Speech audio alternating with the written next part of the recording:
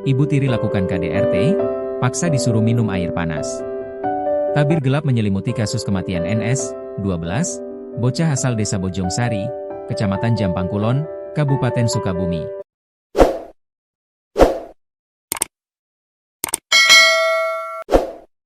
Di tengah dugaan penganiayaan oleh ibu tiri yang viral di media sosial, muncul sejumlah fakta janggal yang kini tengah didalami tim forensik dan kepolisian.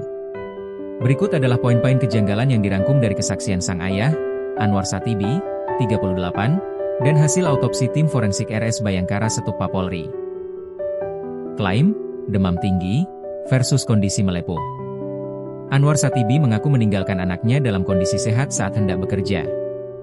Namun, hanya dalam 2 hari, sang istri menelepon dan mengabarkan NS sakit panas hingga ngelantur. Saat tiba di rumah, Anwar mendapati kulit anaknya sudah melepuh.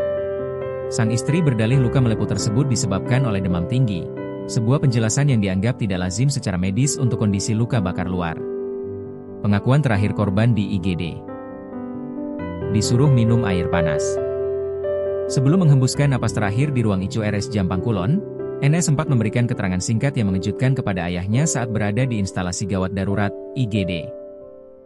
Saat ditanya penyebab lukanya, NS menjawab lirih bahwa ia disuruh minum air panas.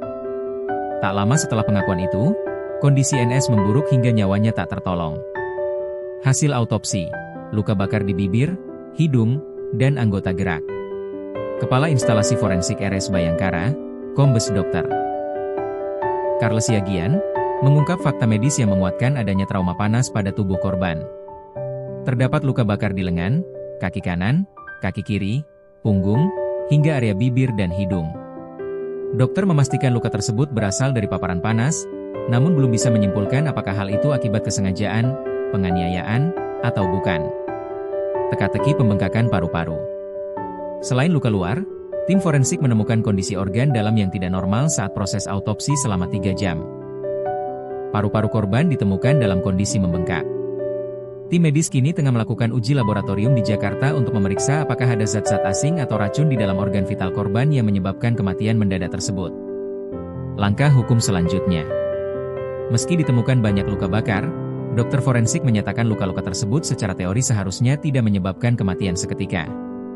Hal inilah yang mendorong penyidik untuk melakukan pemeriksaan laboratorium toksikologi. Ayah korban, Anwar Satibi, menegaskan dirinya menyerahkan sepenuhnya kasus ini kepada hukum. Saya tidak bisa menuduh sembarangan.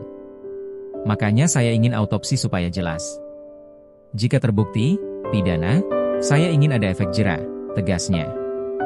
Hingga saat ini, Polres Sukabumi masih menunggu hasil laboratorium untuk menentukan status hukum selanjutnya. Dari sehat menjadi kritis dalam waktu 48 jam.